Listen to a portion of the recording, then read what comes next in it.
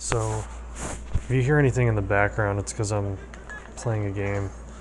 But, I just got back from having lunch with my grandparents and, an aunt of mine and my cousin. And, it was unexpected. I didn't know that that was going to happen today. It's Saturday right now. And, usually Saturdays are my days where I just kind of relax and I don't really have to be around anyone. I don't really talk to anyone. And, today I had to drive pretty far to go to this, it's Pennsylvania's version of a DMV. And because they were supposed to mail my license to me, I had to get a Pennsylvania license since I moved here, and they were supposed to mail it to me, and they didn't put my apartment number on the mailing address, so I had to, rather than call or go on a website or anything, they don't have any of that set up, so I had to actually go in person. And the one closer to me is, I imagine because it's Saturday, would be packed. So I went to one kind of farther out that was in the middle of nowhere. And while I was driving there, I saw that I'd passed my grandmother. She was turning into the road she lives on. And so I just texted her. I was like, "Oh, hey, I just passed you." And then my grandfather called me, and he was like, the girls are coming down, and we're all having lunch. You should stop by." And I really was kind of not looking forward to it when he said that. I've regretted not coming up with an excuse to not go right after. Just because, it is, talking to people is work for me. Even though I like them, and that's something you can never really get through to extroverts or really just normal people when you're not, people who aren't, super introverted like me, or I'm probably a bit autistic. Is that because just because I don't want to talk to you doesn't mean that I dislike you. It just, even if I like talking to you, it is work for me, and it isn't, in a way, it isn't pleasant. It's, and if I like talking to someone, it will be pleasant in some regard, but then in another it'll be unpleasant, because I'm always acting, I've found. And that's how it was when I went. The entire time I was enjoying it, and I did have there were some sort of benefits that I had, because I didn't get any sleep last night, because I think just because I have so much anxiety lately with my job. I'm starting this new job. I've been fired before from jobs, and that's really made me worried about getting fired, because I do feel like this job is kind of a bit over my head in a way. It's my first real adult job, and a lot of the people there had more experience before getting in that position than I did, and I worry that maybe I'm moving too slow or something. And everyone tells me that I'm fine, but I've had that in jobs I've gotten fired from. They told me I was doing fine. I remember one job, I had 2 shifts that day. The first shift, I was working as a dishwasher, and then the second shift, I was working as a fry cook. And right after my dishwashing shift, this manager of mine, this woman, she was telling me that I was doing a good job, and I was telling her I wanted to be a waiter, and she was like, "Well, we can probably move you up to the front of the house," which, if you don't know restaurant terminology, that's front of the house is waiters and hosts, all the people out on the actual dining floor, and then back of the house is people who work in the kitchen, cooks and dishwashers. And so she was like, "Oh, you're doing pretty good. We could eventually move you up to the front of the house."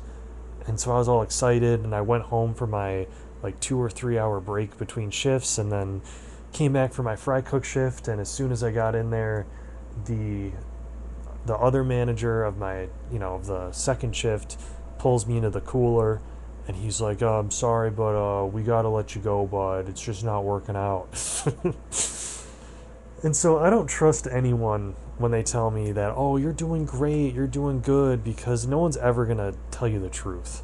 And so, because of my lack of experience and how I'm kind of, I mean, just that, like because I don't know as much as other people here, I've been super nervous working this job.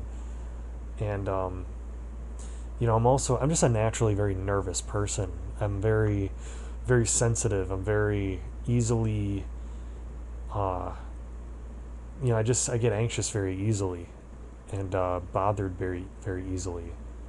And so, especially on Fridays, it seems, on Friday nights, I'm always looking forward to Saturday. I'm like, that's my one day where I can just be myself and I can just actually relax. And so it's almost like I get anxious about it because that's how easily I get anxious. I go, okay, I have to sleep. This is my one day to rest. I have to sleep tonight. And then, I'll hear like my upstairs neighbor walk or something, and then I'll be awake. Or last night it was like I had like acid reflux, and that like woke me up. I almost threw up just randomly when I was falling asleep, and then I was awake. But I think that was also partially caused from my anxiety. And so I was just awake the whole night. And it was weird. Because I took a Unisum sleep tab, which I looked it up. Like, I looked up the most strong sedative that you can get over the counter, and it was that. And so I took that, and then I'm trying to sleep.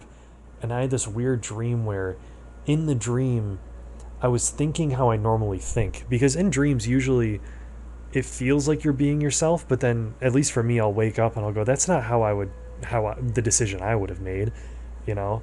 Like, that's not what I actually would have done. But in the dream, I felt exactly like myself. And in the dream, I was struggling to get to sleep. And all these crazy things were happening. Like, there were police sirens, and there was someone knocking at my door, and, like, someone in my apartment, and in the dream, like, these things kept happening to keep me awake. And it was just a weird feeling. And then I realized I was asleep, or I had a suspicion, and so I was trying to, in the dream I was worried I was trapped being asleep, and so I tried to wake myself up, and then I started to wake up, and I was like, no, wait, hold on, like, I actually do want to stay asleep. That was the whole goal of this entire time. But yeah, anyway, I don't know, that was a bit of a tangent, but the whole point is that I got pretty much no sleep last night, and then because I've been so anxious, I took these pills called beta blockers, which can help with anxiety. They don't pass the blood-brain barrier, so they don't make you, like, they essentially don't affect your mind at all, and they don't get you high or anything, but they just slow down your heart rate and they stop your body from releasing adrenaline. So it just kind of helps calm you down a bit in that way, where it's not like you don't feel the physical symptoms of anxiety. And I felt like I've been so tense that I needed something to just help me calm down. But, beta blockers do help with my kind of social anxiety, and also getting no sleep helps too. I found that whenever I'm sleep deprived, I'm not worried nearly as much about what people think of me. And so part of that was, like, I felt like I needed to, like, I felt like what am I trying to say? Like, because of those things, it felt easier for me to talk to people. And so when my grandfather called me and asked if I wanted to go to lunch with everyone, or, well, we were just at their house, like, have lunch with everyone, I thought, you know what, this might be a good time because I won't be as nervous, And it might sound nervous that it might sound nervous.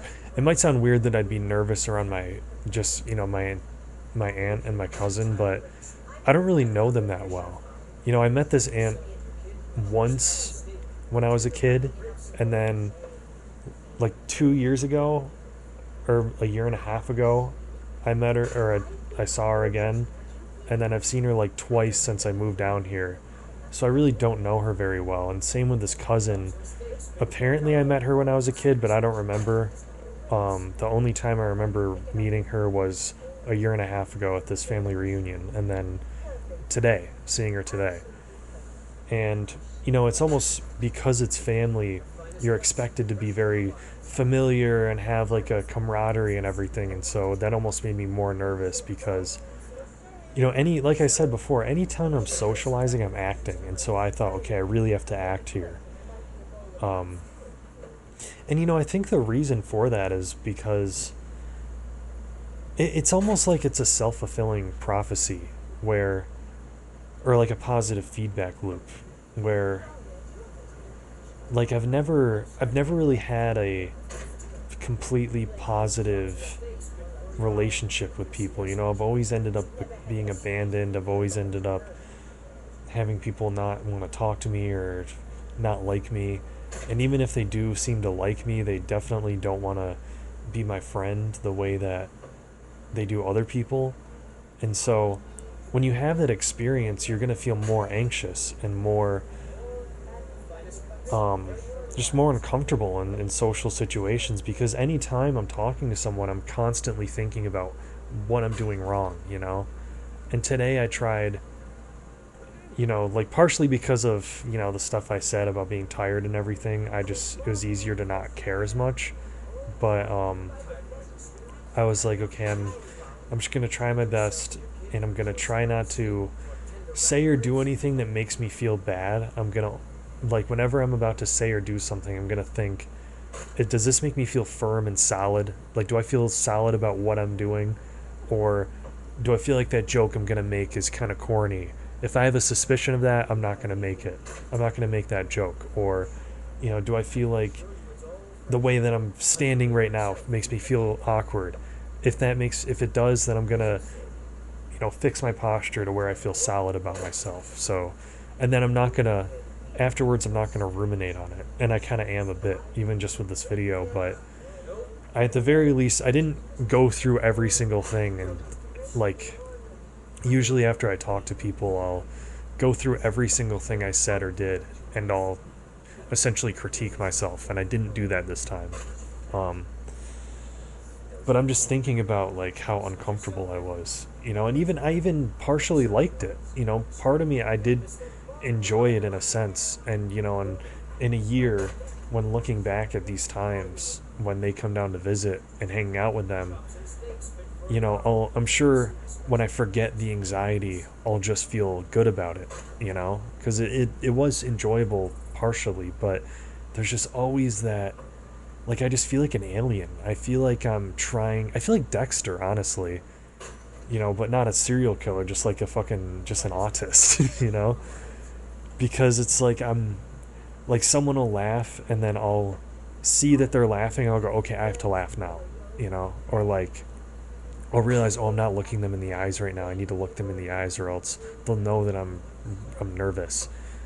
Or someone will make a joke, or like I saw, my grandfather and my cousin were talking, and it was just me, him, and her at the table, and it was just them talking to each other, and I thought, oh, I'm just sitting here not speaking. I need to interject with my own quip, So it's all very thought out and artificial. I just don't have that natural flow with conversation with people. I've had that before, but it's very rare that I find that. In order to have that, I either need to touch on a really interesting conversation to me that's so interesting that I forget my anxiety, or I need to know someone very well, and then I'll feel that. And there's, fewer and fewer people in my life that I know very well. When I was in high school, it was a little easier because you're just around the same people all the time, but now it's like, I found if people don't have to be around me, they tend not to want to, and so, it's like I don't really have a chance to get to know anyone and get comfortable with anyone, and then that just adds to that self-fulfilling prophecy.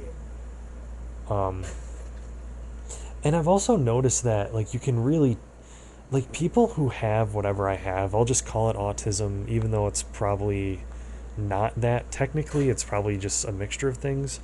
But whatever this idiosyncrasy is that I'll refer to as autism, I've noticed that you can tell other people have it just by looking at them. Like, whatever it is that's wrong with you, it's not just a social thing, it's also like it's reflected in how you look too. Like there's this guy that I work with who he just looks kind of off. Like his posture, the way his face is shaped, he just looks a little off. And I'm not trying to be mean because I'm the same way. When I see myself, I was picking up food yesterday and I was sitting there waiting for it, and there was just a mirror across from me. I was just looking at myself and I was thinking, if I wasn't me and I walked into the room and I saw that person and I'd never seen that person before, what would I think? And I was like, I would think that he looked kind of off. I would just like I would think the same thing I thought about this coworker. And then I start talking to him and he has the same kind of awkwardness I do. And is that caused by how you look? And because you look kind of weird, people treat you weird, and then you never really get socialized. I mean, maybe, but I also think it's possible that whatever is wrong with you that makes you not connect to others. I mean, the mind and body are not separate. They're the mind it's part of the brain, which is in the body. So if there's something wrong with you on some genetic level that's affecting your mind, it would make sense to me that it would also affect your body. And maybe that explains some of my physical problems. Like I have terrible skin, and I've always had like digestive problems, and I have like acid reflux, and just maybe there's just something. I've always been like kind of uncoordinated in a way. Like my handwriting is terrible, and I've noticed that about autistic people too, is that they often have really bad handwriting, like childish handwriting, and this coworker did too. And so I just think I have whatever that is. And I've noticed with those people, like if you're a normal person, you're gonna feel unsettled talking to them. And with those people, when I meet them, it's like they act just about normal, but they're not really normal, and it's enough to kind of set you off of them. And maybe like I feel like I relate to them, but I also could see why other people don't want to talk to them and subsequently don't want to talk to me, because I can see why, like where their idiosyncrasies make them kind of just make them unappealing to speak to. I don't know if you can hear, I'm just chopping wood in Skyrim right now to make money to make more weapons and armor. But yeah, it's just I don't know, it's like what's the logical, I was also thinking of this, like what's the logical conclusion of this? Because I don't want people to accommodate me because of my autism, but also it's very clear that I am that way, and like I can't get by acting normally. So I think the only logical conclusion is to just kind of mostly be alone. Sorry for me cracking my knuckles. I'm doing it like right into the mic. I probably shouldn't do that. But yeah, it's like the only thing I could do is just be by myself, because I cannot be normal around other people. I'm too awkward, and I hate it. I hate how tense I am all the time. And I it's funny, I daydream all the time, and I used to daydream about myself in different situations, but I found that I've started daydreaming about just being somebody else. I've started daydreaming about being someone who looks different and has maybe the same sort of sensibilities as me, but a different personality, who's more charming, who's more extroverted, who's more, who's just not so awkward, who's more natural. And it's because like I just kind of know now, even deep into my psyche, I guess, because that's just how I daydream now, naturally. I know that there's no way I could really change it. I used to think it was just social anxiety and I could change it, but it's not. It's something else. It's like this overstimulation. It's this being overwhelmed easily by being around others and just not having a natural flow, and I just hate I hate having to act.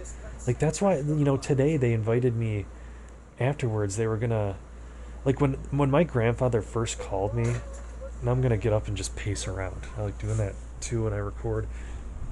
But when my grandfather first called me when I was driving, um, I was really rushing to get back home, and I had to shower and get there before lunch because I knew that if I got there after lunch, I was going to be there. I was going to be with them the whole day. And I didn't want to do that.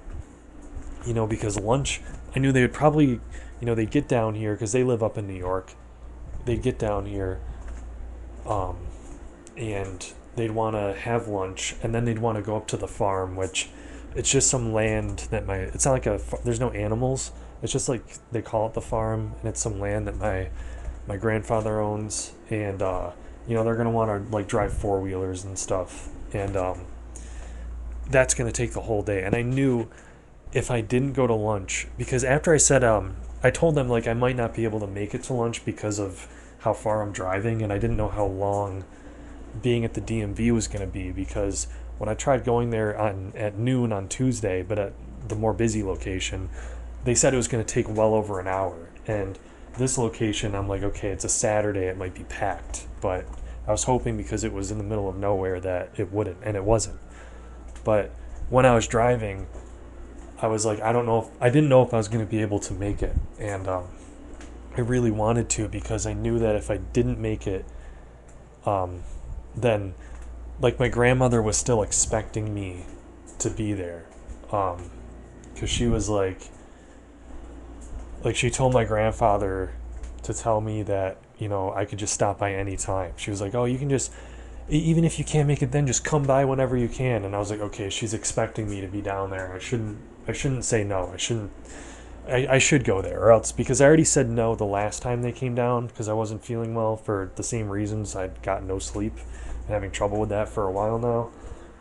And but I was like, okay, I should go now. But if I go after lunch, then they're going to want to go to the farm, and then that's like 4 hours at least. And then they're going to want to come back for dinner. Then they're going to want to play a game, because I've done all this before. And so I know exactly how it's going to go. And it was going exactly how I thought it was, because I knew they're going to have lunch, and then they're going to want to go up to the farm, and then all this other stuff. And so I was like, at least if I go to lunch, I can have an out. When they're about to leave, that's like a transitory period where I can go, I actually have to do some schoolwork. I think I'm going to head back, because it's my Saturday, and that's when I get to relax, and I don't want to be on all day. I don't want to have to act all day.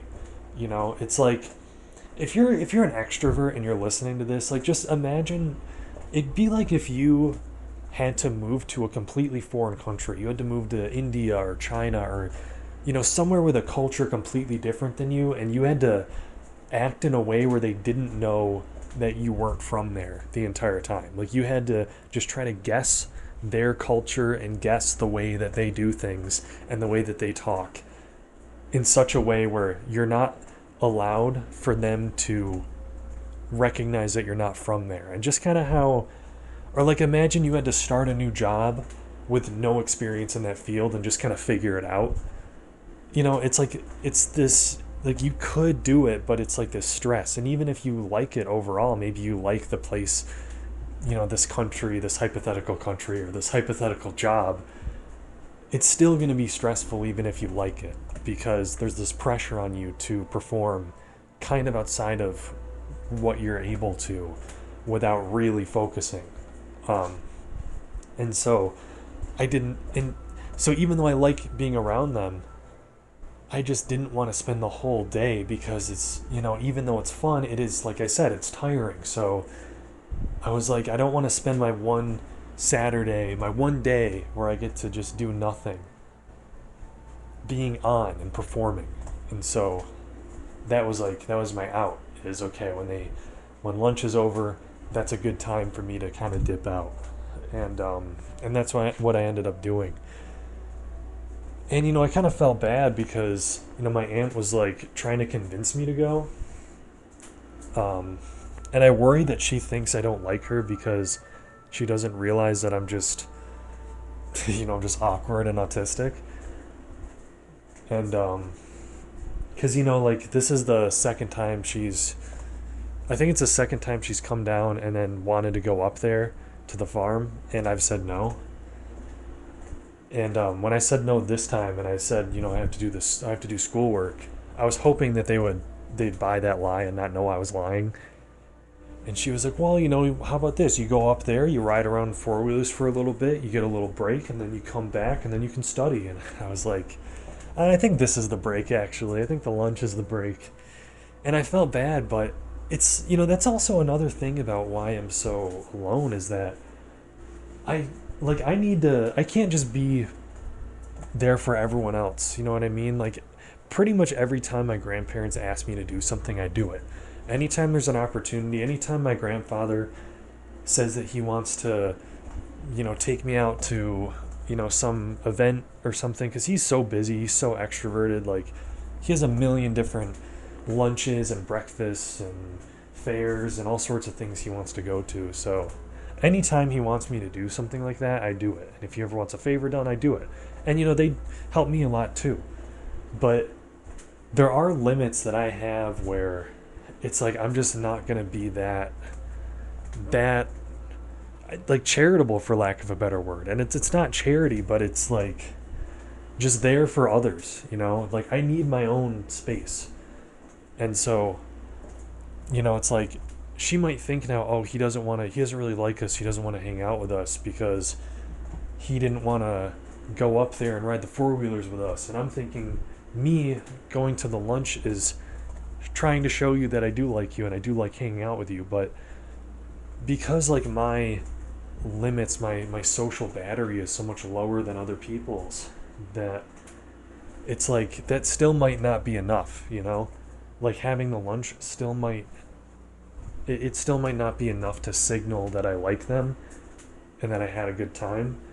And I might have needed to have gone up there with them and spent the whole day, but it's like I need my own thing. Like I spend all day, all week, I'm there for other people, just at my job. I'm there talking to other people and helping people out. It's part of my job, but it's like my point is that like I'm there for others, doing what others want me to do all week. And then Sunday, I go to church with my grandparents, and they let me do my laundry at their house. And I spend time with them, and I like it, but I'm kind of doing it more for them than for myself. There is, it is beneficial to me too. I also like it and get something from it, but most of the time, I wouldn't be going every week if it was just about what I wanted. I'd maybe go like, once a month because they're getting older, and I know that I might not have a lot of time left with, especially with my grandfather. Just because he's like 9 years older than my grandmother. So, maybe I'd go more frequently. But then, someone like my dad, my dad's kind of more like me. And I'll see him like once every 3 months, and it's fine. You know what I mean? Like, I would not be going just for myself every single week. But I do it kind of for them. And to most people, that doesn't seem like much. That's like, oh, wow, whatever. But for me, and just how uncomfortable I am talking to people, even people I've known my whole life, and just how much it tires me out, even if I like it, it is an effort for me. And I need to have my one day, just one day, where I can just be alone. And then it feels like I'm myself again. Like when I'm around others, it feels like I'm what other people want me to be.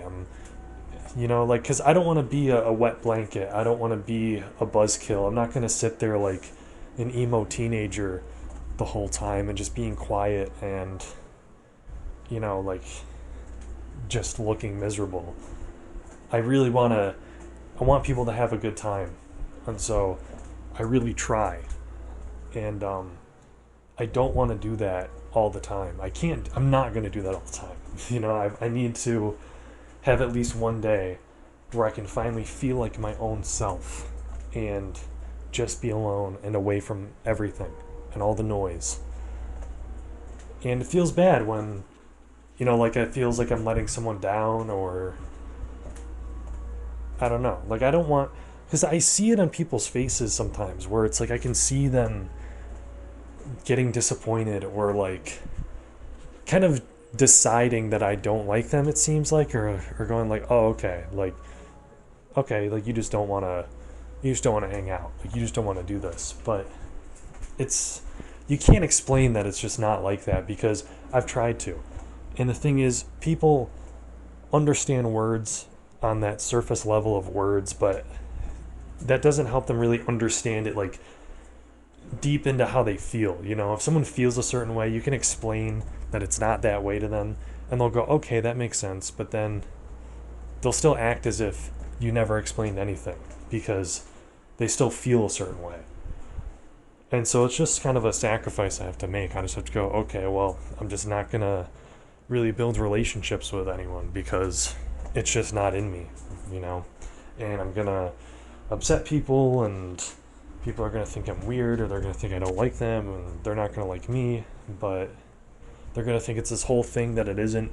It's this hostile attitude towards them that I don't actually have, but it just kind of is what it is, you know? And it's also not like everyone's clamoring to be my friend anyway. Like, I feel like most people don't really want to talk to me because, I mean, my whole life I've had people telling me like, oh, we're gonna be friends, like, we're gonna hang out, you know, let me get your number, and then, you know, next time I'm around we can go get lunch, you know, we should totally get together. And then I try to do that, and then they're nowhere to be found. So, you know, I guess it's kind of mutual, where it's like they're acting for me too, you know, they're acting like they want to be closer to me than they really do, because the times where I have tried to get close to people, they just ghost me. So, you know, I'm just in a weird place where I don't want to be, like, if I'm going to be a hermit, I'd rather be, like, a hermit who's likable when he's around, you know? I don't want to be, like, Ebenezer Scrooge, if is that how you say his name? Like, I don't want to be, like, a curmudgeon old hermit who, when you see him, he's, like, scowling, and he's, like, really rude to everybody, and he's unpleasant to be around, you know? I understand that I'm going to be alone, but it's like I'm trying to find the balance of accepting that while also, when I am around people, being able to play off being friendly, but accepting that I'm never really going to connect with others because I just struggle to do that. And also just, you know, my own, like, being one of those people, you know, being one of those people who looks off and acts and behaves in a way that is off, and that other people don't want to be around either. They're not going to want to be close to me either. You know, like, even if I want to be close to them, they're not going to want to be close to me. And even if I like them, I'm not going to want to spend a lot of time with them because it's tiring to me and it's overwhelming, and it makes me kind of uncomfortable and overwhelmed. So I'm trying to kind of see if there's any balance to be found in that. But yeah, anyway, that's probably about it for this one.